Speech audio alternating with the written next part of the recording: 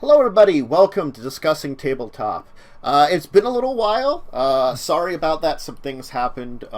We had both of us had a friend that died. Joe also had a relative that died, and then we had to wake for them. So we've missed like 3 weeks now because of all that. Yeah, it's Actually, been no, a hell of a time. 4 weeks because we missed the 1 week because we were going to visit our friend who was passing away, and he passed away that day. No, or was it? I don't know. 3 or 4 weeks. God, it's been forever. It's been close to a month. Is easiest way to probably say it. Yeah, a lot of bad things happened, and we're trying to pick up the pieces. But we're back here. We're back here. I think this is, it's of course November 9th, 2019. We are vastly approaching PAX Unplugged, and we'll probably be talking about what we're going to be doing for that in the next couple of weeks. But for this week, we're playing a little bit of catch-up. I went through a lot of what came out over the past month and came up with a little docket for us that were at least highlighting some of the more interesting things I thought we could talk about. So we'll just dive into that docket now. We're going to start, of course, with some Unearthed Arcanas. There was 2 that came out over the course of this time. Pathfinder has started a playtest for their Advanced Player's Guide. So I'm wondering if they're going to take a playtest route similar to how D&D does Unearthed Arcana. That's what I was exactly thinking. I'm like, this seems kind of like they're taking a step from D&D on, hey, let's do some playtest stuff and get feedback. That way we get the best product when we actually put it onto a sale. Yeah, and it's a couple of classes that I actually enjoy playing in Pathfinder, or I've been using too, so I'm glad to see them. But then the rest of our docket will be Munchkin Mighty Monsters, which is a Munchkin's standalone game where you play the monsters. Homeworld Revelations, based on the Homeworld, I think, gaming series by Modiphius. D&D Clue by Usaoploy, because they got to do Clue. And then Merlin's Beast Hunts by Wizkids, and Imaginarium by, God, I don't know the company because it's the first time I see them, but it's Imaginarium is by Bombyx. But someone made a joke that doesn't have Dr. Panarsis or whatever it is. Yeah, that was the first Parnassus. That was the first thing I thought. I was like, is this the Imaginarium by Dr. Parnassus? I don't know if it's actually done it, because when I saw someone talking about it, I saw that joke, so I didn't look into... It kind of is, I think, roughly in that world from what I've read on it so far. Okay. Because it delved into like different dreamlands that he went through and weird inventions, and it seems to touch on that. So I think there's like a slight connection at the very least, if not a direct. Okay. Well, why don't we start with the Unearthed Arcanas? Because, that's there's 2 of them that came out. Now, Joe, I'm gonna leave you to the Fighter Ranger Rogue because you said you looked into this one more, and then we're gonna talk. One I've looked into a lot because I'm actually building a character from that. So and then we're gonna talk about the class feature variants, which is the second one. So let's start with, of course, Fighter Ranger Rogue. What? So talking about this, let's start with basic Rune Knight. What's like with this Rune Knight all about? Okay, so the Rune Knight's really interesting. It's the fighter archetype. Mm-hmm. So basically you're doing runes to give yourself bonuses based on different giant types. So you have like the hill giant, the fire giant, ice, cloud, stone, storm. Originally, I think you start off with 2 different runes that you can put on, and runes have to be put on a shield, weapon, or armor. Now, it doesn't say yours, so you can give someone else runes on theirs. So, yeah, if you had 2 fighters in the group, eventually you get more uses of the runes, so you can have more active at once. So you might... Obviously, you're going to only be wearing 1 armor, 1 shield, and 1 weapon at the most. Or maybe you might have more than 1 weapon, but... So, you're only going to be using most likely 3 runes at any given time. So you might want to spread them around. You also get proficiency with Smith's tools. You learn to speak, read, and write giant. And basically, you get, like I said, different benefits on the runes. Your runes remain on an object until you finish a long rest, and an object can bear only one of your runes. Each time you gain a level in this class, you replace one of your runes with you can replace one of your runes with a different one. So as as different situations arise, you might be like, well, this hill rune was really useful for a while, but I need more of this fire rune now. Yeah, you're going from, because it looks like the hill room is about some of the things about poison and stuff a little bit. Maybe you need to like worry about dealing some fire damage or something like that. Or various things. Neat. I actually really like the fire rune but all the ones give you a static ability and one that you can activate. Yeah. So like with the fire rune, which is one of my favorites, is the rune's magic channels masterful craftsmanship of the fire smiths. While wearing a carrying object describing this rune, your proficiency bonus is doubled with any ability check you make to use your proficiency with a tool. Mm-hmm. And then in addition, you can hit a creature with a weapon attack, and you can invoke the rune to summon fiery shackles that the target must succeed on a strength saving throw or be restrained for 1 minute. When restrained by the shackles, the target takes 2d6 fire damage at the start of each of its turns. The target can repeat the saving throw at the end of each turn, banishing the shackles as a success. You invoke the rune, you can't do it again until you finish a short or long rest. So all of them have a static ability like that, and then a short/long rest ability as well. Yeah, that's cool. And it looks like you gain a couple of other interesting abilities over the course of it. Yeah, you get Giant's Might. If you are smaller than large, you become large, along with anything you're wearing. If you lack the room to become large, your size doesn't change. You as a bonus action, you can any of these three you can do for 1 minute. Okay. You also have advantage on strength checks, saving throws, and your weapon attacks deal an extra 1d6 damage. Yeah, it's kind of a lot of neat kind of little things that give you bonuses. And it looks like the big copstone thing is that you can also use your Giant's Might on someone else, which is kind of neat too. So you could be like, so you yourself might be a fighter, but you could be like, oh, that my ally over here who can function as a fighter. Hey, or my barbarian. Yeah, your barbarian friend, can get this bonus. That's what I mean. Someone that functions like melee combat person, or someone that could take advantage of being large. So that's neat. Yeah, so you get a lot of interesting abilities. Basically, you almost become a giant. Yeah. And the damage that you deal on the weapon attacks does go up to a D8 eventually at 10th level with great stature. So there's a lot of good stuff with this. I actually debated when I first read it about doing a fighter with this. Yeah. But then I kept looking. Now the ranger one is odd. Swarmkeeper. Yeah, to me it's a little more flavored for a druid than a ranger necessarily. Because you basically you're controlling swarms of face spirits. Okay. That look like little beasts. So I mean, I would think that sounds a little bit more like a druid than necessarily a ranger. Well, I think thematically it sounds like something that a druid would use more, but I think they've built it seems like, just like looking over it here, for a ranger, of course. But yeah, I agree that the theming of being a master of swarms feels more druidy than rangery. Yeah, I mean, you get Swarmkeeper magic, which you learn the Mage Hand cantrip, and the Mage Hand takes the form of swarming spirits. And you gain a number of spells. Yeah, so you get Fairy Fire Web, Gaseous Swarm, Giant Insect, and Insect Plague at different levels. Then it looks like you get some bonus damage that you can invoke for a minute as a bonus action. Yeah, all of these have something like that.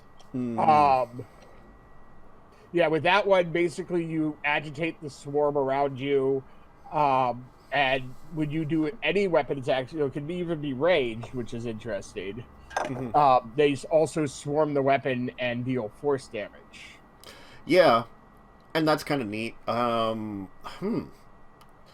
Writhing Tide, you basically can change the your speed types. Yeah. Your walking speed gets increased by 10 feet. You can take the disengage action as a bonus. You gain a climb speed equal to your walking speed. You can climb difficult surfaces, including upside down on ceilings, without making a check. That's kind of creepy. Yeah, and the weirdest one I think is you gain a fly speed of 10 feet and can hover. Well, that has its uses. It's a slow fly, and the thing is, as I said, it's because that's when you use your gathering swarm. Is that it activates. So that's kind of interesting that it makes you have a different use for your gathering swarm. Because I was wondering about like the number of times equal to your wisdom modifier, because that's like, and you get it back with a long rest. I'm like, well, why would you want that? You could just have it that it's something you activate, get back with a short rest, because that kind of logically most times after a battle, most teams take a short rest. But since it, now that I can see that it works with your gathering swarm, okay, that makes sense that, you can do that. Yeah, and then Scuttling Eyes is really cool. As an action, you can magically form one of the spirits in your swarm to shape a tiny beast of your choice. That transform lasts 1 hour. At this point, the spirit disappears for the duration. The spirit has a speed of 40 feet, which you can use to walk, climb, fly, or swim. So it gets all the movement types except burrow. And it has your senses. Okay. And uses your stealth check. If it does take damage, though, it has an AC of 18, and you have to succeed on a Wisdom saving throw, DC equal to 10, or half the damage dealt, whichever is higher. And you can dismiss it. This is a real cool part of it. You can dismiss it as an action early. If you do, magically teleport to an unoccupied space within 5 feet of where the spirit disappeared. Because it's you can get senses from it, basically. Okay, so what you do is you like infuse this thing, send it out to scout, and then you can teleport to where it was at. Yeah, you can be like, oh, we found the treasure room that we've been looking for. I'm going to pop in there now. Yeah, that's kind of neat. And then the ultimate one is at 15th level, where you get Storm of Minions. Your swarm can expel a seething spirits that drains life from others. As an action, create a magical sphere filled with enraged swarms centered at the point you can see within 120 feet of you. It's a 10-foot radius, lasts for a minute. The sphere is difficult terrain for creatures other than you. A creature other than you starts its turn in the sphere's area, must make a Constitution saving throw, or takes 2d8 necrotic damage, and is blinded until the start of its next turn. On a successful save, it takes half as much damage and isn't blinded. At the start of your turn, if any, so even if you hit multiple, you only get this once, you would gain a d8 hit points. And on subsequent turns, you can move the sphere up to 30 feet. Neat. And you can also choose a number of creatures you can see to be unaffected by it, so you don't have to actually hurt your party with it. Yeah. That's pretty cool. So then we kind of move into the last one, which I think you were talking about when the character you're making, you were going to be using this one for your archetype? Yes, the Revived. Yeah. I find this really interesting. Basically, you've either had a past life or past lives that are unclear to you, but you passed through the gates of death, and the powers of death, or some of it influence, wasn't done with you. You might have convinced the deity to let you return to the material plane. Perhaps you signed a deal with a fiend, or maybe you used an artifact that revived you. So you get some cool stuff from your past lives. So starting at 3rd level, you remember talents you had in your previous life. When you finish a long rest, you gain 1 skill or tool proficiency of your choice. You can replace this proficiency with another one when you finish a long rest. You also get Revivified Nature. Your newfound connection to death gives you the following benefits. You have advantage on saving throws against disease and being poisoned. You have resistance to poison damage as well. You don't need to eat, drink, or breathe. And you don't need to sleep. When taking a long rest, you have to spend at least 4 hours in an inactive, motionless state rather than sleeping. And in this state, you still remain semi-conscious and can hear as normal. Okay. So it's harder for things even to sneak up on you. And then you also get bolts from the grave. You learn to unleash the bolts of necrotic energy within your revived body. Immediately after using your cunning action, you can use a ranged spell attack against a creature within 30 feet of you, provided you haven't used your sneak attack. You are proficient with it, and you add your dexterity modifier to its attack damage. A creature hit by this attack takes necrotic damage equal to your sneak attack. This uses your sneak attack for the turn. Okay, so you can change your sneak attack to necrotic damage. That's pretty cool. Yeah, I think, and it also is a ranged spell attack, so it's like, that's kind of cool. Yeah. Also, you get Connect with the Dead. Basically, you get Speak with Dead at 9th level, and you get bonuses with it too. Okay. There's a D3 chart. Once you speak with the dead, you have 3 possibilities. 1, you learn how to speak, read, or write one language of your choice. 2, you gain 1 skill or tool proficiency of your choice. Or 3, you gain a proficiency with 1 saving throw of your choice. Okay. Now, it does reset after a short or long rest. Mm-hmm. So you don't want to use the ability like right before a short rest, obviously, because it's like, I gain an ability, and so I think that's kind of interesting. You get to speak with dead, and you get an extra bonus. I guess you can speak with dead a lot because you gain use of the ability again after a short or long rest. It's like, well, I'm going to speak with some dead again. Yeah, which depending on your campaign could be really useful, and you get something else from it too. So you might get some information and you gain something. Audience with Death. This one I really love at 13th level. When you're at death's door, you converse with the powers of death. You can have advantage on death saving throws, and whether you make the throw or not, your spirit can ask the entity of death a question that can be answered yes, no, or unknown. The entity answers truthfully, using the knowledge of all those who have died. In addition, whenever you have 0 hit points, you are healed or and are healed or stabilized. You can change any of your personality character traits, ideal, bond, or flaw, which is kind of interesting. It's like I almost died, and now I come back with a slightly different personality.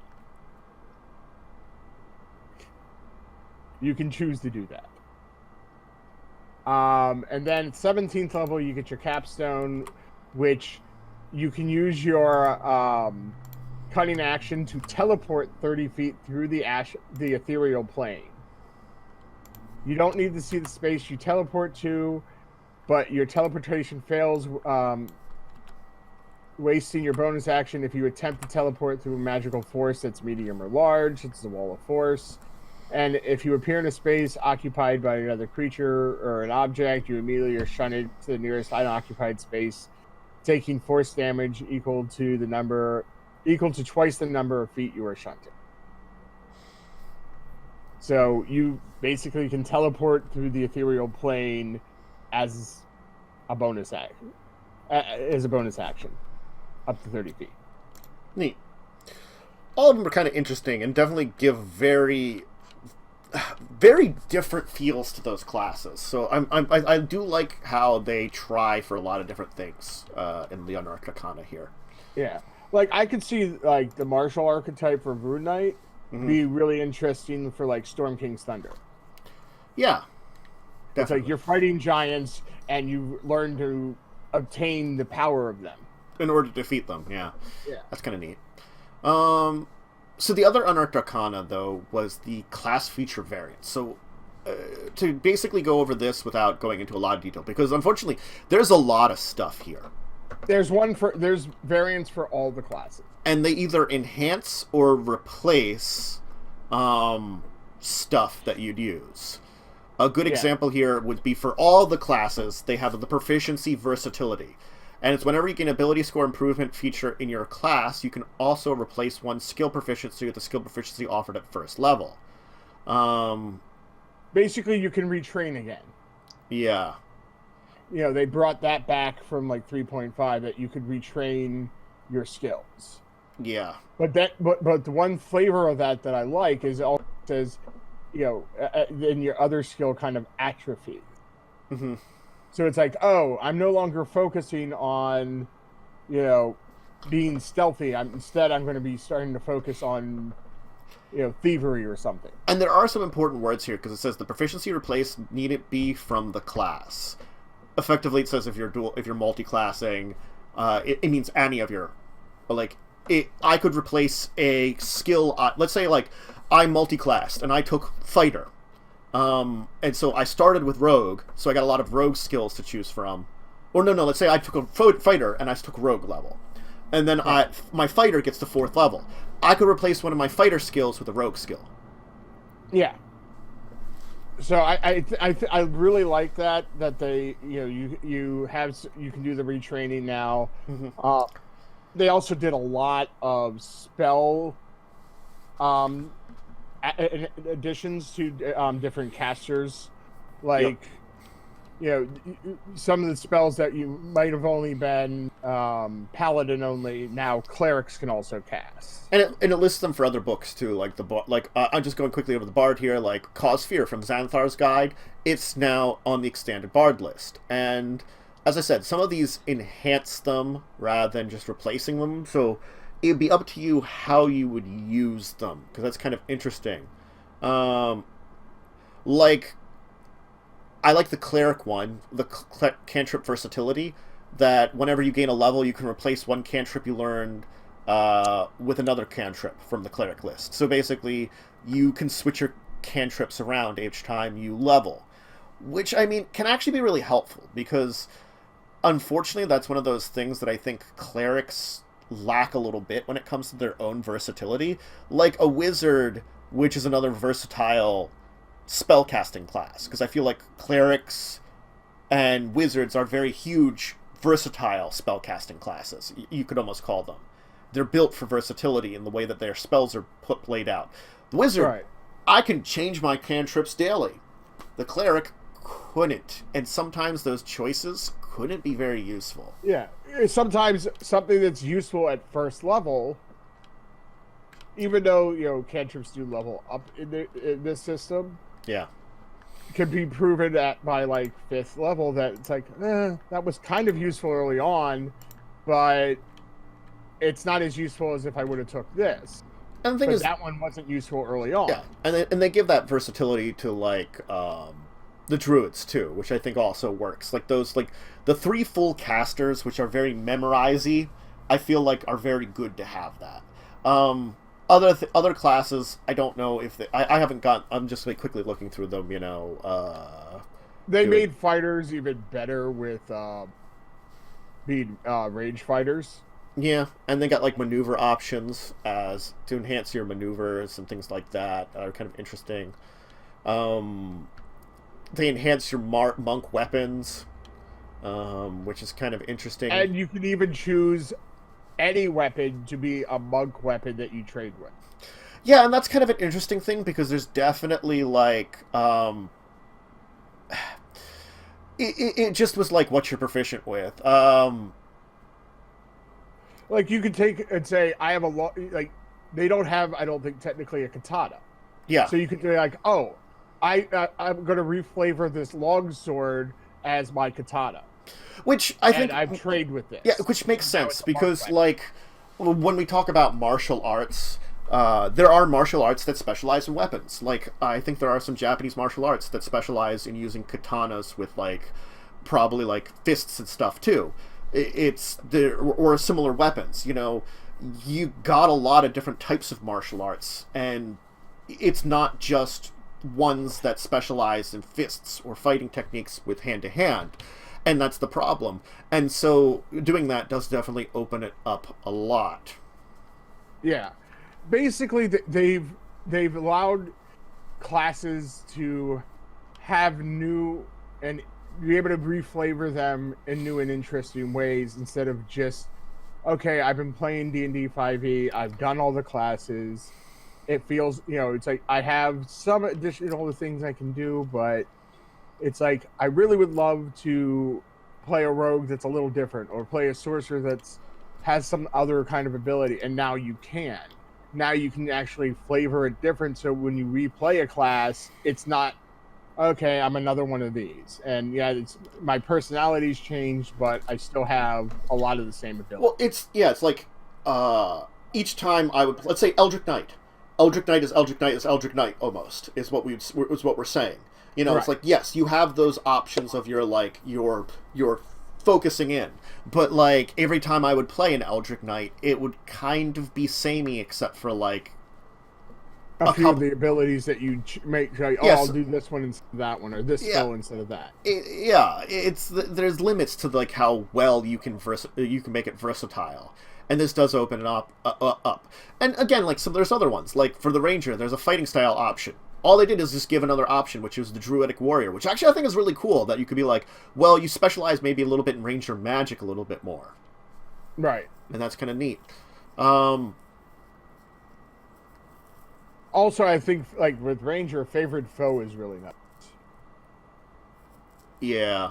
You can call on your bond with a nature mark a creature as your favorite enemy for a time. You know the Hunter's Mark spell, and Wisdom is your spell casting ability for it. So it's just like, you can actually be like, okay, the big boss right now is my favorite foe. Which, I can understand that a lot, because favorite enemy was always like, it's a certain type of creature. Well, again, very early on, like an adventure, maybe you're fighting a lot of animals. So you're like, I'll take animal. And then, like, at the back half, there are no more animals. This class feature is useless. I'm no longer fighting wolves. That's kind of meh. Yeah. So I think that, you know, really expands the Ranger a lot, that it's like, okay, now I can focus on something different as my favorite enemy. And that replaces favorite enemy, but that's fine. And you get that at first level. So, you know, you have a lot more versatility on that, and you're getting free Hunter's Mark. Yeah. There's definitely a lot of things in here that I feel like are very good options. Oh god, the cunning action aim. I like that for the rogue. You can sniper. Oh, I love that. Yeah. That's very awesome. You can sniper. That's something that's very useful.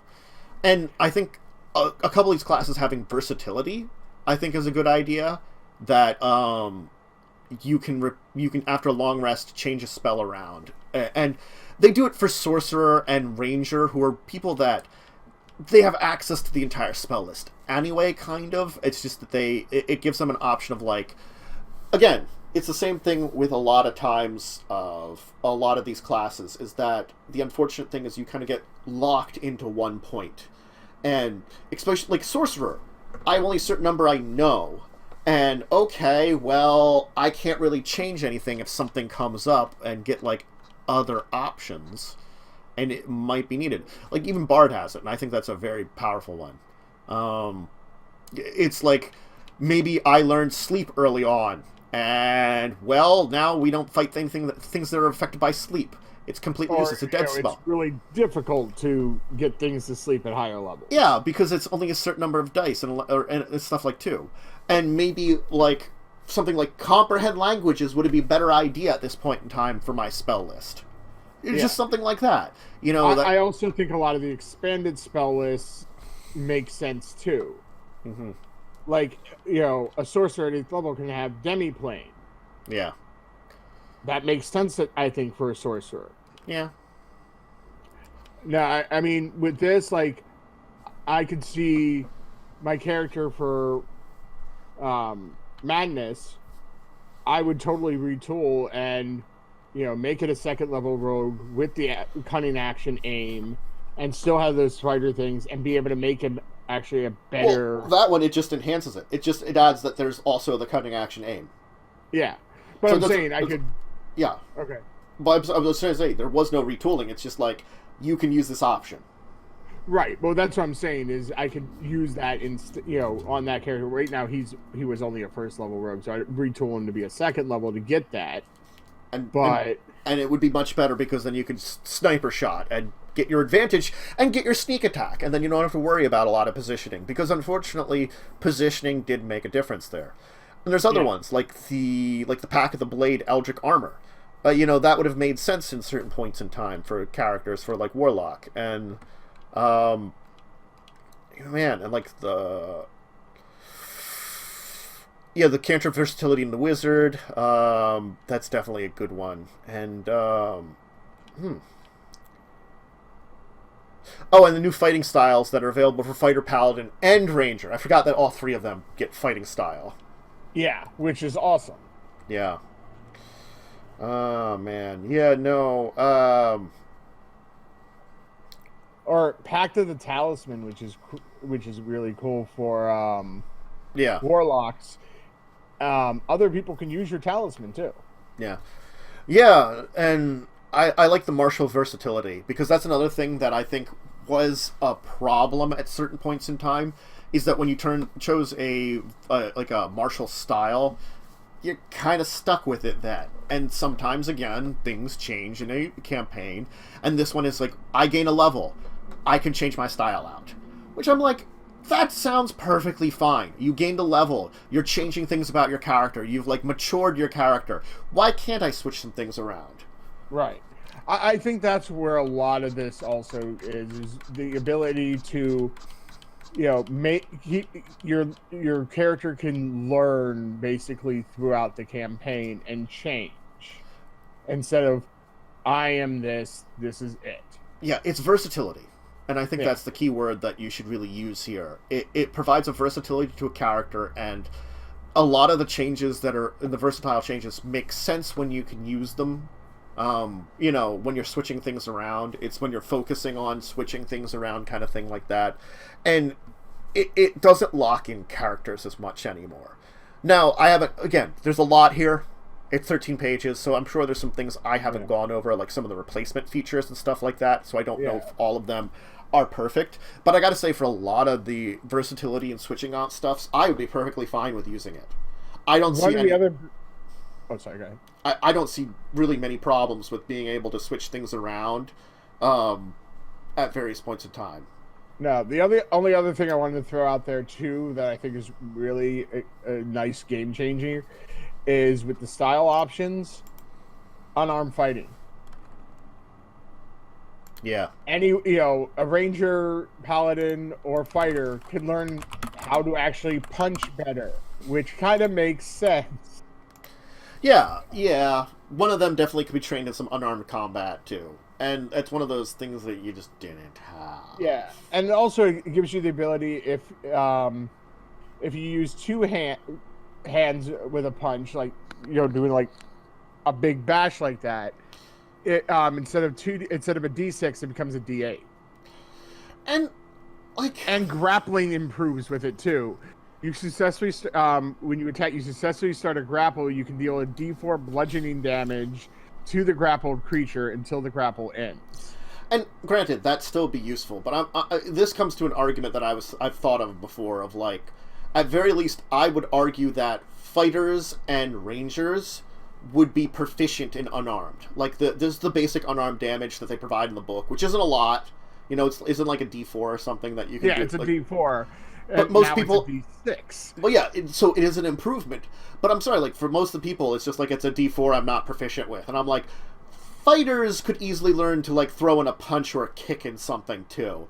There's a lot of fighting styles that involve that. And the same with rangers. They're getting down and dirty in the woods. Paladins, I could excuse. They're, like, more of a proper training, They're more, like, ordered, at least, most of the time, at least in their training. So I could say, like... Okay. So I could see, like, maybe them not. But, like, proficiency in, like, fist. I don't know why it doesn't come up enough, except for monks. Yeah, another class I would love to see, maybe a variant to have it too, would be like a dirty fighter rogue. Yeah. I would love to see something like that, you learn, you're kind of like that dirty fighter that, in the streets, that you'll use whatever is around. And I think that would be a great thing for a rogue, even at some point, maybe as a variant class, that you get like unarmed fighting. And I think that would be an interesting build.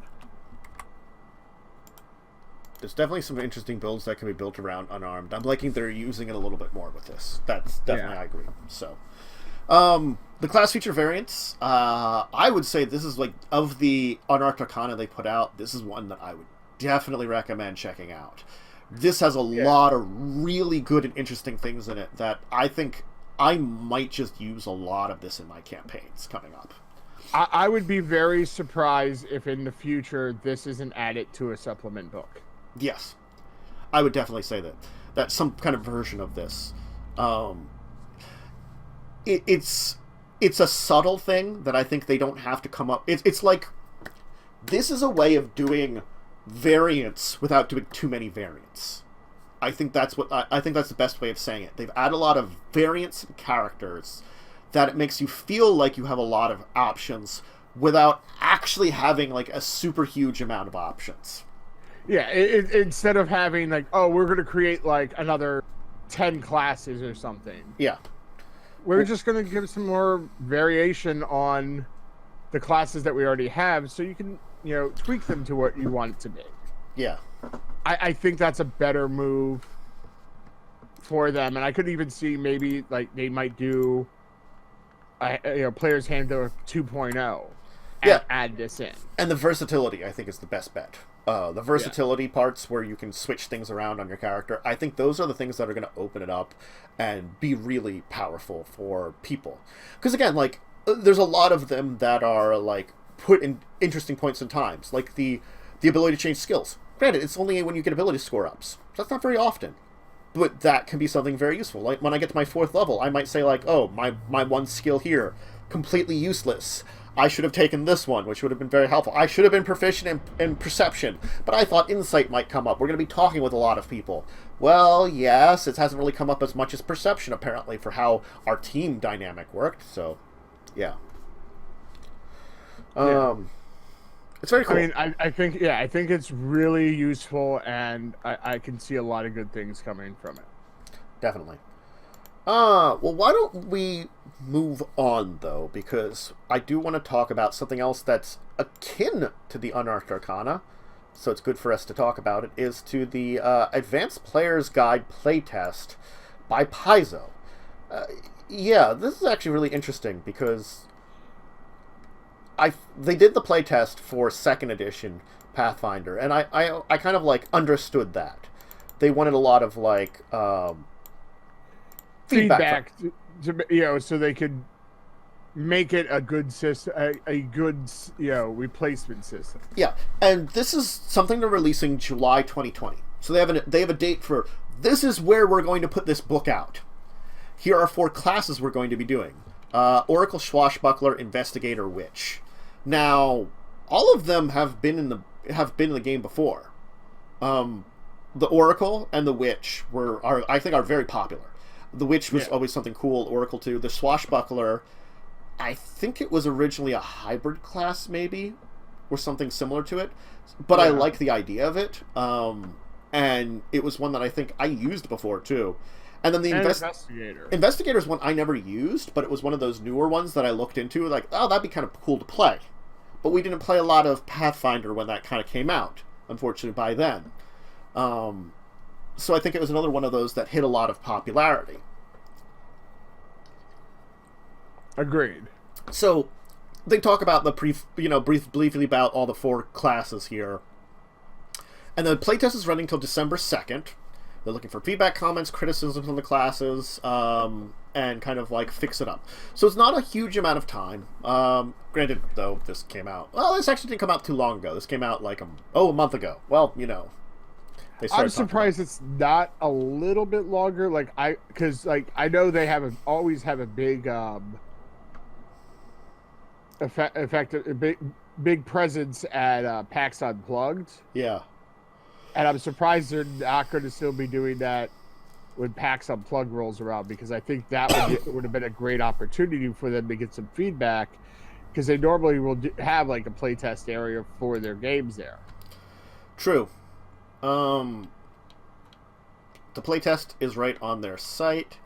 You can go over all the different classes. It's a 45-page playtest, so it's a big thing. I'm curious as to what else they're going to provide in the advanced player's guide.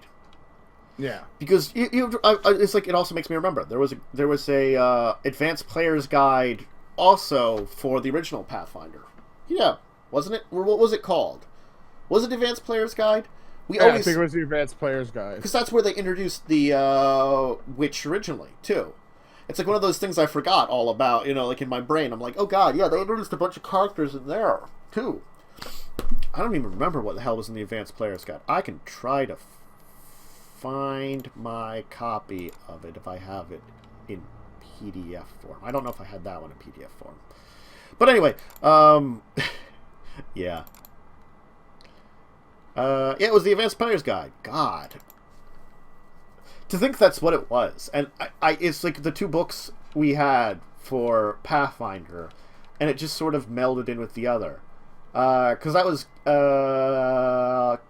Alchemist, Cavalier, Inquisitor, Oracle, Summoner, Witch. So, we might still see some of these. I don't know. The Cavalier, I don't know. The Summoner had problems. They might still do it at some point in time. The Inquisitor, yeah. I don't know about. But these are the 4 classes that they are playtesting for this now.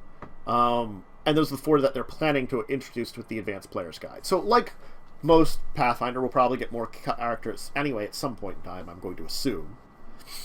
Don't know when, but assume that we will eventually.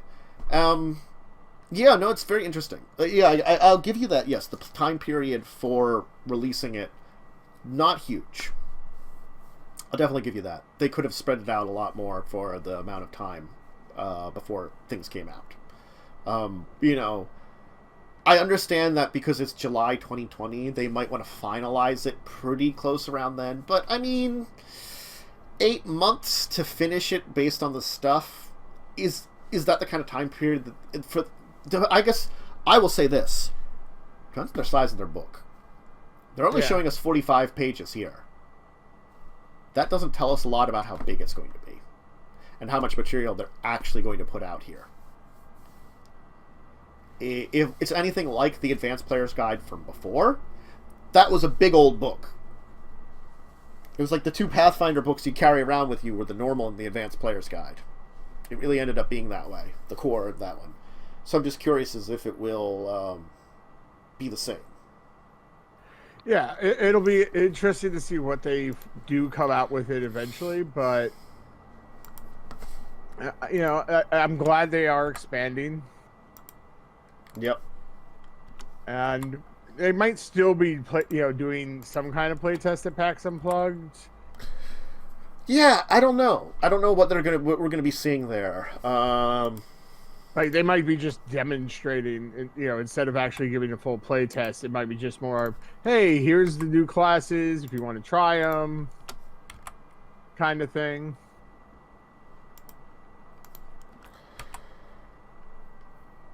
So. Yeah. So, the playtest, I'm glad they're doing it. I'm curious as to how much they're going to playtest more. This is going to be like the driving of like what will they be playtesting, what they won't be playtesting, and what their plans are going to be for it. I'm definitely curious as to what this will kind of hint at the future when it comes to this type of material that they're planning. But I am glad to see that they are doing another Advanced Player's Guide, just to, they're mimicking original Pathfinder a little bit. So yeah. But I guess we'll know more about what they're actually releasing July next year. So that's quite a ways away. July might be around Gen Con, though. I can't remember the exact month that Gen Con and Dragon are. So that's right around that. Gen Con might be August? God, my brain. Anyway, it'll be right around then anyway.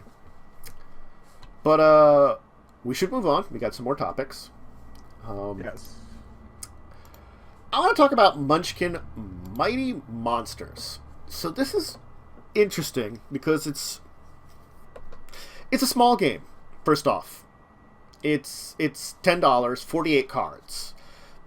For the $10 game, 48 cards, not bad. It's that entire thing of most times, proportionally, when we're talking about small board or card games, they tend to be a little more expensive for what you get. There's like a minimum price. With the description, it makes me almost think of Munchkin Uno. Yeah. You play cards by either matching the rank or color of the last card played. Yeah. So it makes me kind of think it's like, oh, it's Munchkin Uno. Yeah. It's definitely the God. And it's the idea of that you and your monster buddies are hanging out in a dungeon, trying to maul munchkins. But there are just too many of them. Yeah. If you get stuck and can't play a card, bad stuff happens. The munchkin wallops you instead. You get walloped 2 opposites, the munchkins defeat you. The first player to get defeated 3 times loses the game, and everybody else wins. So that's an interesting one, is one person loses, everybody else wins. That's an interesting dynamic there, first off. So it's the one person loses mentality. And it's the idea that rather than draw cards, it's that, something happens and then bad stuff happens, you get walloped. Yeah. So, I mean, it's an interesting game, and I think this is an interesting take on the entire idea of Munchkin, that they can take their ideas of their monsters in their game, and they can do something small like this. So, I'm okay with weird spin-offs like this. This is definitely something that when I noticed that they had done it, this was kind of interesting. Yeah, I mean, it's not bad. At least it's something different. That's very true. And they're trying for something different. Yeah. So, I will give them credit. Yeah. And it does come with some promo Munchkin cards, because, of course, everything they do has promo Munchkin cards in them. Oh, why not? You gotta either Munchkin cards or promo Munchkin cards. Yeah. I mean, it at least seems like an interesting variation and not just, hey, we got some more stuff. Very true. I just thought of something, and it's while I was here, I was curious. Do they have anything for the Munchkin CCG? Or is it just dead now? Oh, God. I just thought of that. I haven't heard anything wild in CCJ. Exactly. I don't know. It's apparently the last thing they've. I just looked up CCG on their site. Mm-hmm. It says recent CCG news: Beagle Scout Munchkin CCG rules April 24th, 2017. Yeah, they apparently had something for February of a release that they had on their schedule. But yeah, February 25th of this year was the last news they gave out. I don't think it was really looked at. I don't think it was successful. I think it was just something that came to mind as a little side note, that we were worried that it was going to be very unsuccessful after we went through it, but turns out we were correct, unfortunately. Well, it's hard to break into the CCG. Very. And I don't know. I don't think they... We had our complaints about it before. It's the same complaints as before. But, sad to see that they, failed on that. At least, maybe we'll see some decent Munchkin products. It looked like, briefly looking through, I guess their coming games, they got some interesting things coming up, maybe? We'll find out. But, yeah. So, yeah. Interesting. So, yeah. Munchkin, Mighty Monsters. It's $10. Looks like a nice little game. If you like a very Uno style game where, I mean, again, it's one person loses, everyone else wins. So it's one of those. There are very few games that I know about that have that dynamic. So the one lost. So it's an interesting thing to check out. we do have a few more topics. I don't know a lot about the Homeworld video game franchise. I gotta say that first. Know nothing about it. Give me a minute after I set up the image, and I'll actually try to look this up, because I was reading up on the book a little bit, but not the actual game, and I just thought of that I probably should have looked up the game too. But I forget to do these things sometimes. Especially when we're trying to, it's been a busy morning, so I haven't had a chance to do. Home. Oh, God. Then it's spell Homeworld correct. Okay, it's a real-time strategy game. Original one was released in '99. All right. Wow. Yeah. There was a remaster, and I don't know if they might have been sequels to this. There were more games based on it. Homeworld 3 was released August of this year, which is technically the 5th game of the series, because I get, they do that sometimes. Like, if we talk about the modern GTAs, there's GTA 3, then Vice City, San Andreas, and then GTA 4. Just to confuse everyone. It's the same way. The 5th game is Homeworld 3. I didn't even know that it was released this year. Because, unfortunately, it wasn't a game that was on my radar. Right. Yeah, oh no, it was announced Homeworld 3. It's not done. I don't think. It's coming. Okay. So, yeah. Homeworld 3, it's in the process. Anyway, it's like a real-time strategy space game. That's the easiest way to say it. So the original video game followed the Kushans, an exiled people from their planet, and this is Homeworld Revelations, and it's based on the original game stuff. So you're exploring the universe through a new perspective. You're taking the role of a crew of one of the Kushan fleet ships. Whether you're joining the mothership on the Odyssey, basically going from the old Homeworld where you're exiled from to trying a new one, or helping reestablish a homeworld. There's a lot of adventures. So there's two kind of sides of way you can play it. You can be on the journey to find a new homeworld, or there's a planet that was founded that part of the fleet kind of went to, but not everyone, because it wasn't. I guess it's a harder world, or a hardier world to settle on. It's we're going to settle down we can survive here. It's tough living, but we can survive here. Or no, we're going to find something more ideal. And both types of games seem like they'd be very fun. And it's the 20th anniversary was on September 2019 of the original game. And I guess that's why they're announcing it around that 20th anniversary. Gearbox is working on Homeworld 3, and this is basically the tabletop version. It's going to be a 2D20 system that they've used for a lot of their stuff, because Modiphius uses a lot of 2D20 systems. We've tried it out with the Star Trek. It's good. The system's very interesting. I want to do more of it. Yeah, definitely. That's definitely on the list of things to do more of at some point in time.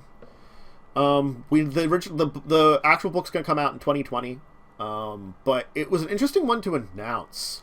I think Modiphius does this different thing that they can take their system and they're picking up on interesting worlds that I think people might not have thought to make into RPGs a lot. Granted, they are doing some ones that are very big and popular. Conan, Star Trek. There's other ones like Homeworld here, and there was a couple others that I'm not remembering off the top of my head that Modiphius has been doing that. Like Fallout, John Carter. Those are the two I can name off the top of my head. That it's like when you talk about those, you're like, would those be successful? Well, the Fallout makes sense in a way, but it's also one that I don't think anybody's ever thought of, like, let's make a tabletop Fallout RPG. It may have been discussed, like, using the world, but making its own RPG on it. I don't know if it's necessary, and especially John Carter Mars. That's just like a weird property. And now Homeworld. And I think there's a few others that I'm not thinking of right now that they've done this way, and I'm not against it. they're very good crafters, and they can take material and expand upon it well. Oh yeah, Modiphius is awesome. Yeah, so glad to see it. Again, like Homeworld, don't know a lot about it. But if you're a fan of this, or if you're a fan of like space exploration, planetary exploration, sci-fi, this might be for you too. It might fit. It's a different sci-fi take on things, and like I would say, look up Homeworld a little bit and learn about it, like its setting, and that might help you get an idea of how the setting will work in this one. Right. If it's a sci-fi setting that you find very interesting, then the RPG will definitely be very interesting. And I think there's probably plenty of with 4 games out and a 5th on the way, there's plenty of material to like get an idea of the universe setting at very least. Yeah. So, Homeworld. That's an interesting one. Yeah. Well, it's an RTS too. I guess, do an XCOM one, please. I'm more familiar with that. Yes. I'm more familiar with that. Yes.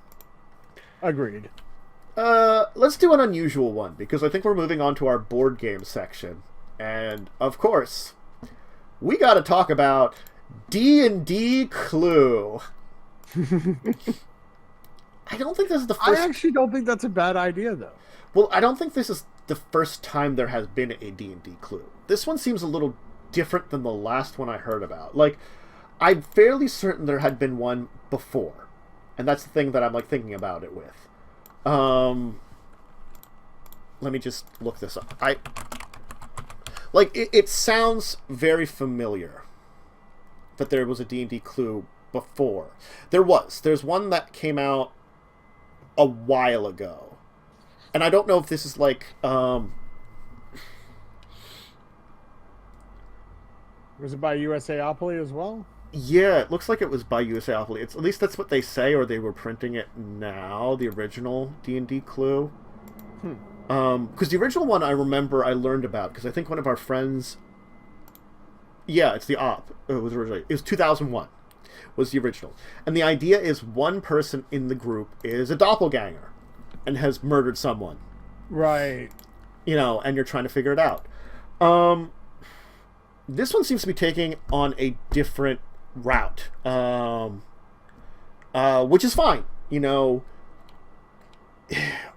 I'm interested to take it how this would finish it.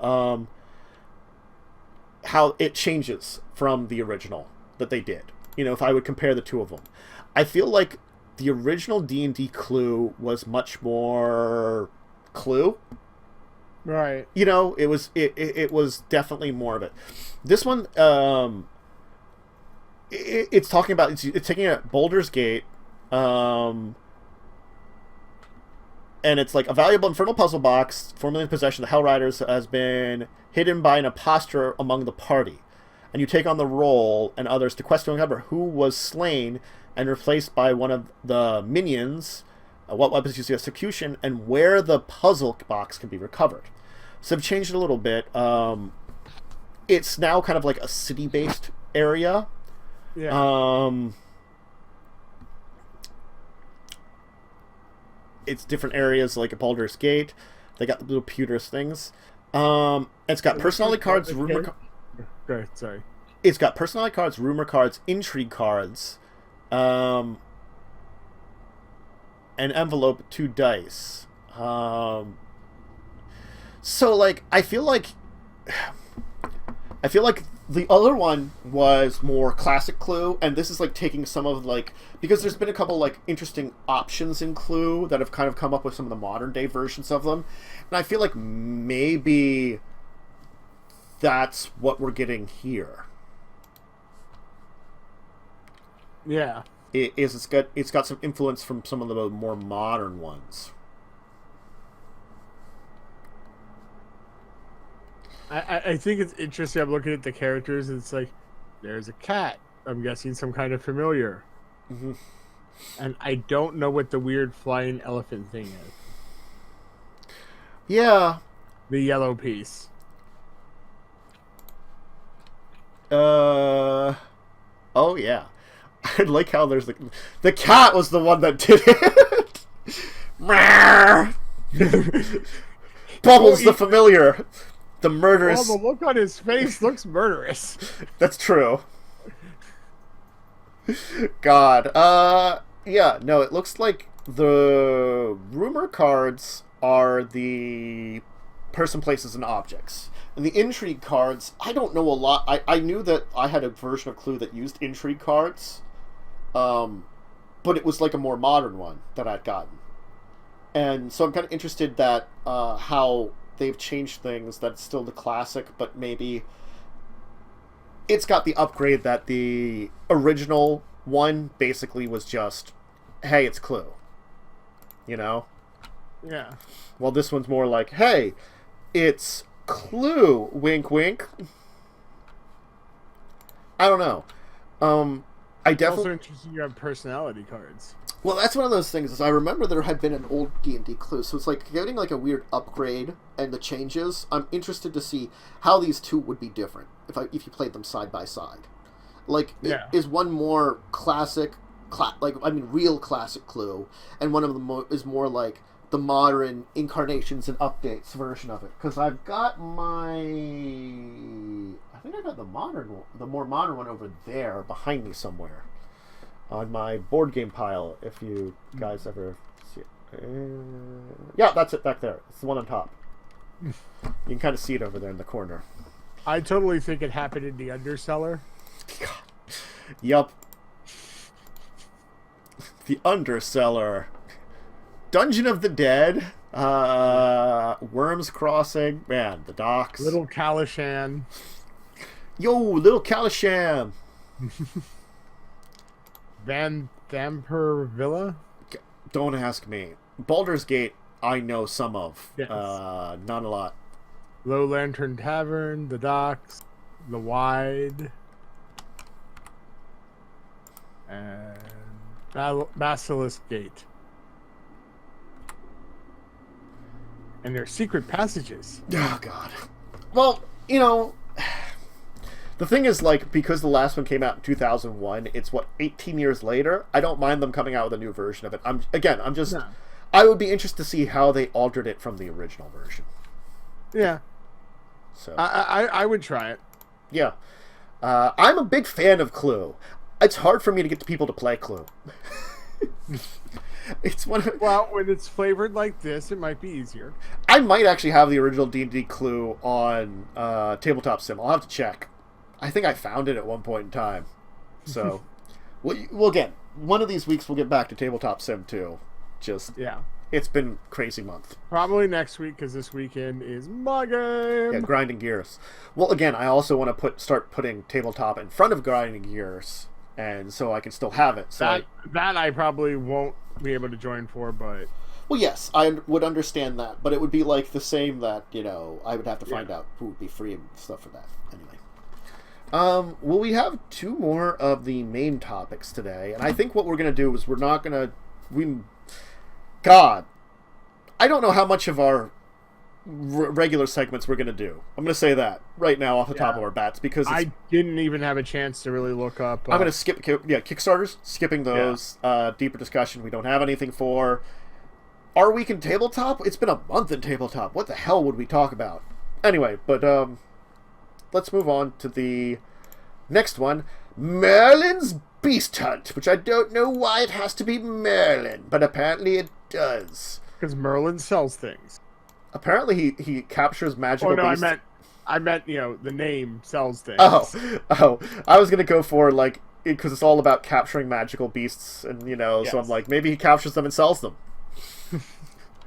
Merlin's a dick. You think Camelot made money? You can't. Yeah. So the entire idea is it's a dice allocation game. And there are magical beasts, and you're wizards that are competing in a grand tournament to be the champion of magic. And so Merlin's gathered together these magical beasts, and you have to capture them by planting magical seeds in order to corral them into an enclosed area and successfully claim them as your own. That is a really weird statement, and the setup is kind of strange, but makes sense. So, it's less that you're trying to sell them and you're not Merlin. It's you're a bunch of wizards that you're trying to be like, I'm competing in Merlin's tournament to be the best beast, the magician, and I'm doing it by capturing magical beasts using magical seeds that are dice. So yeah, each turn players place cards and dice on a board to represent the hunting grounds where the mystical creatures are. I'm just trying not to make a bad magical seed joke. Yeah. And you use the cards in 4 unique types to make a magical fence. And then there's dice, which there's 6 different types, which act as bases. So you build fence, match the symbols to the cards, and apparently successfully built fences score points. Great. And then you can add in magical beasts. Yeah, Or you can add or move beasts on your turn. The game ends when one player no longer has any of their colored dice in their active dice, and all their spaces contain the maximum amount of dice and grid lines. Okay, there's a bunch to this that I feel like you have to go over the rules for. We're just going to go over that. I'm just going to say that much here. Looks interesting. I found the game box, which has got like a wizard using cubes on a centaur. Stop cubing my centaur, man. Yeah, that's a thing. Use some cubes on a centaur. Yeah. Hey, centaur, you want some magical seeds?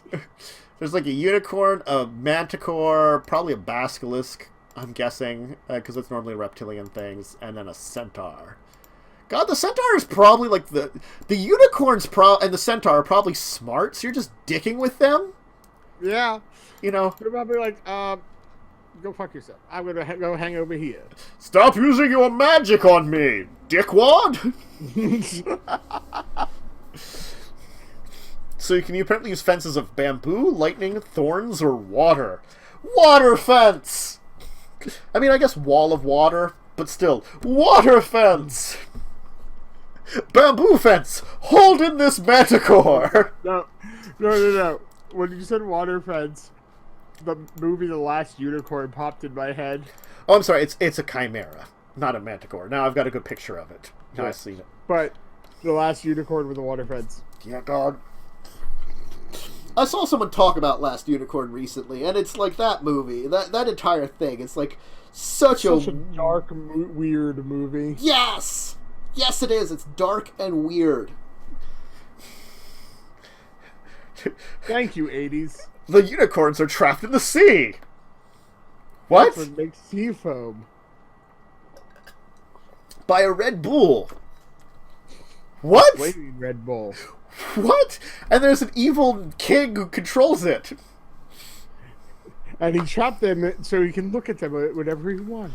It's an ocean. You can't really see them. I imagine they're there. Remember they make up the sea foam. I think it's just I imagine they're there. Well, when they zoom in on them in the thing, it's like the sea foam is like hundreds of little unicorns running on top of the wave. Yeah. That sea foam is a sea of unicorns. Sure it is, sir. Here's your medication now. Go back to your padded cell. But anyway, back to Merlin's Beast Hunt. Where you use magic cubes on a centaur. Magic centaur cubes. They're totally needed. I really mean, like, I really should put this artwork up. I should really just let me switch over to this. Sorry, people. You have to see this, like, on the stream. You gotta see, like, the weird centaur cubes that the image is showing. There we go. I might have to adjust this to get the centaur cubes in the proper appearance. But, yeah, no, centaur cubes. Good enough. Look, centaur cubes! Look, everybody. Ooh. He's got magic cubes he's chucking at a centaur while it's trapped by lightning. It's like, look, dude, you could just, like, ask me to stay here. Instead you're, like, trapping me in lightning and chucking cubes at me. You kind of... Merlin's wizard friends are dicks. Especially the centaur. He's probably the most intelligent of all.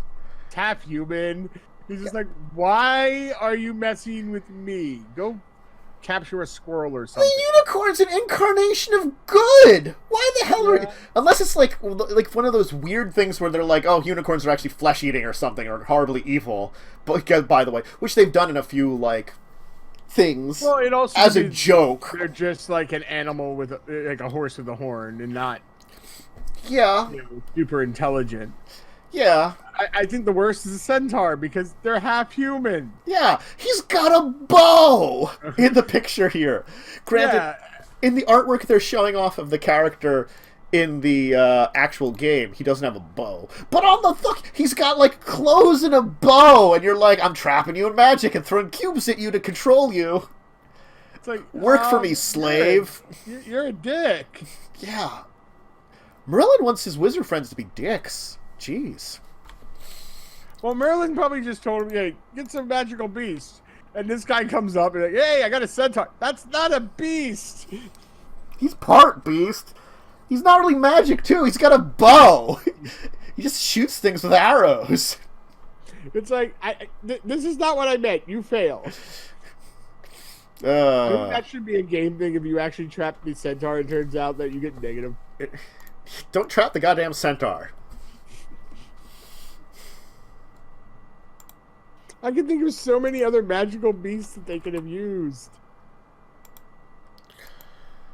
How about a dragon? At least that would be useful. Trap the dragon. Yeah. Anyway, Merlin's Beast Hunt. Where you're a dick. I mean, I'm sure the game is actually fun and it's actually good. It's just that it's just such a weird choice. That we're, like, picking at it a little bit here, so... Yeah. Anyway, so... The last one to talk about today is Imaginarium. Imaginarium. Okay, that's just weird. I'm looking at some of the cards from the game and the artwork on them. Very odd, but there's one where there's, like, this goat person is picking his nose. Oops. Well, I mean, the box has like a steampunk elephant with a castle or factory on its back. Yes. Yeah, the weird thing picking its nose. That's just... All right. So the idea is you've arrived in this magnificent area of magnificent, strange machines and dreams and stuff. And... the machines hold the very essence of dreams, and you as the mechanist to stand at the helm of incredible technology and fantasy. Can you turn dreams into reality? You repair, combine, dismantle machines in order to amass currency, build, collect materials, manage the resources, combine actions, and use your workspace space advantage. It's a management game. Got miniatures. It's got kind of a steampunk dream artwork to it. Yeah. Three-eyed goat with faucets that come out of its ears spewing something. I wasn't going to say anything about a lot of this stuff. Elephant teapot thing. Oh, it's got some very interesting art to it. And the little the 5 figures that I think are for the up to the 5 players are really interesting too. Oh yeah.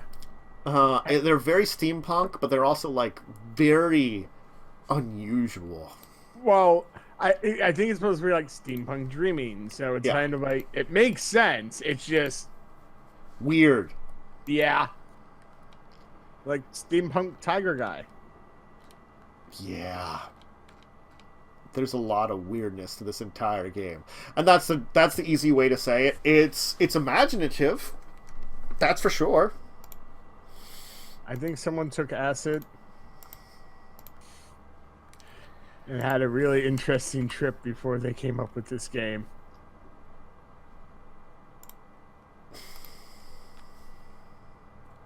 That is my answer. I'm not going to argue with you. Acid seems like it was probably involved in the creation of this game. Imaginarium, The Dream Factory, 2 to 5 players, 90 minutes to play. It's strategy combined. They say 14 plus because it is supposed to be a little bit more adult. Oh, they do have a rules PDF. Let me see how many pages the rules are. I want this to load up here, which is taking a minute, just because I'm curious. Oh, this game fills me with curiosity. 20 pages. Okay, not awful. Yeah, flying pigs with goggles. Yeah. At least it's not reversed. At least it's not flying goggles with pigs. There's apparently resource cubes, 3 different types, 70 gems, and 5 tokens of carcalium. The storage box, the 5 models representing the handyman on the bric-a-brac. Is that the thing called the bric-a-brac? I don't. Victory tokens, project completion tokens, the machine cards, which are 61 of, which are the ones with really weird art. Oh, the guy picking his nose is assistant. You have assistant cards. 2. Ooh, there is a baboon. Oh, not baboon, orangutan. Yeah. The A assistant. Triceratops head orangutan. Yeah? Weird. Yeah? just yeah? Yeah. Yeah. This game is weird. I mean, as a dream... I would probably just get it for the artwork, because it's just so bizarre. That is very true. The artwork almost makes me think of oh god, what's the name of that card game? When you had to make a storytelling game. Oh yeah, Dixit. Oh my Dixit. God, there's just something. It kind of makes me think of Dixit in a way. There's something off about this. I'm going to say that now, because as I'm going through these and the rule book, the art where they're showing the people characters and where you can see the animal things, they're almost done in a semi-realistic way. Yeah, they are. So it's kind of disturbing a little bit. Oh yeah, it's very disturbing. Yeah, like the assistants and the characters' arts just a little disturbing. It's I don't know. Yeah, the art is very unique and interesting, but it's just all like this slight disturbingness to it too. It's a weird game. It sounds so simple, like when you explain it. It's resource and like as you're trying to complete projects for scoring to victory points using cards and resources that you accrue from a game board. So yeah, you're making weird dream machines, and you are a weird dream machine. Ooh. Like the Crusher picture is very disturbing because it's like real people's teeth. Yeah. Yeah, like I look at this picture of this like elderly man character, and it looks like someone took a photo and altered it. You know, like a photo of someone's head and gave it other stuff. You know? I think they did. Yeah. I almost think, I mean, with how it's either that or they use some really good CGI. Yeah, like with the animal characters, it also has a kind of almost slight realistic, like the assistants, because they're all animal based. It has like a little bit of a realism to it, and then just weirdness. God. It's... I don't know how to describe it more than this. Like, you gotta look through the... I'll say, go to their website. It's Bombyx. Go to Imaginarium and check out the rulebook and just take a look at the art itself. I'm sorry, the cover? It's like a real elephant picture that they altered. Yeah. Even the pigs with wings look like real pigs. Yeah. It either has to be someone like... It's such weird art style. Yeah, it's very super realistic and surreal. Yes. It's surrealism at its best. Very, very accurate. So, God. Ah. Okay, that one's really disturbing. I gotta look away for that one. No, there's one of the assistants who has a weird monkey head and giant, like, smile that's... I saw that one. Its gums, and yeah, it's really weird. I saw that one. I moved beyond that one because that one actually made me go ah. It's all really disturbing. But anyway, that's good enough for today. So that's probably going to be most of our show today. Our week in tabletop, we've had 3 weeks of tabletop. There's a lot of stuff we've ended up doing.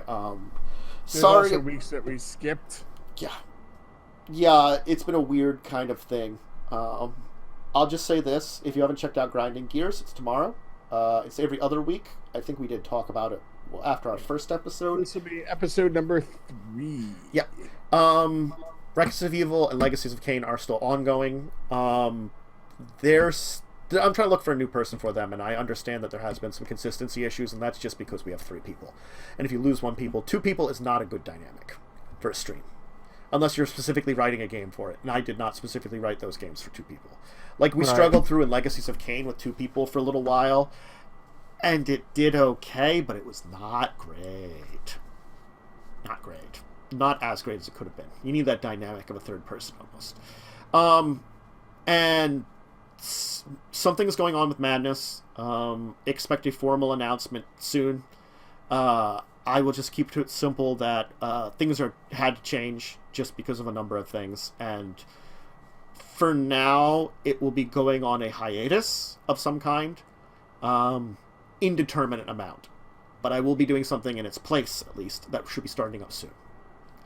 But I will put out a formal announcement on Twitter and Discord about what's going on with that and the update about it. But if you are a fan of Madness and Land, it's not gone forever. It will come back in another form, another time kind of thing at this point in time. I don't know the exact details of that.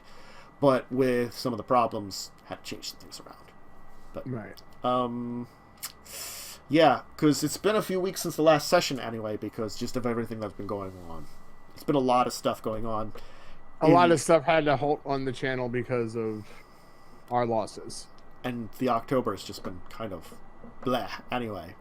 Yeah. Like, it's been like 5 or 6 weeks since we did a group 7 Days to Die stream, and we had one yesterday, just for the first time in all that time.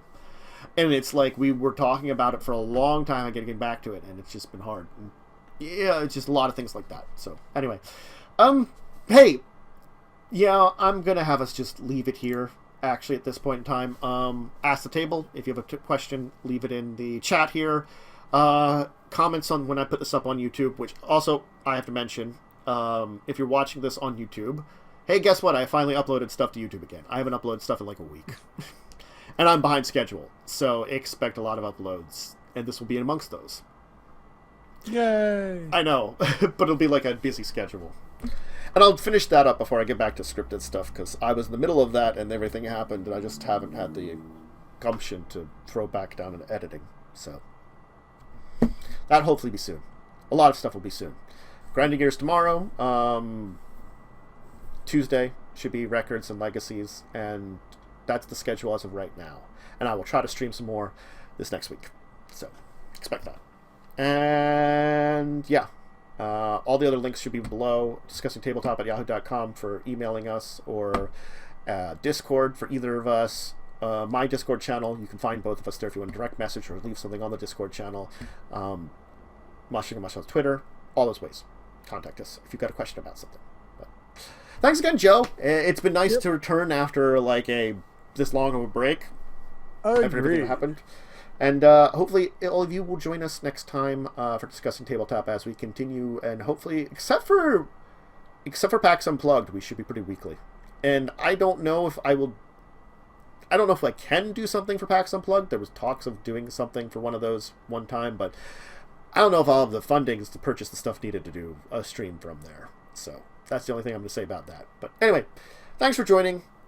See you later. Bye. Bye.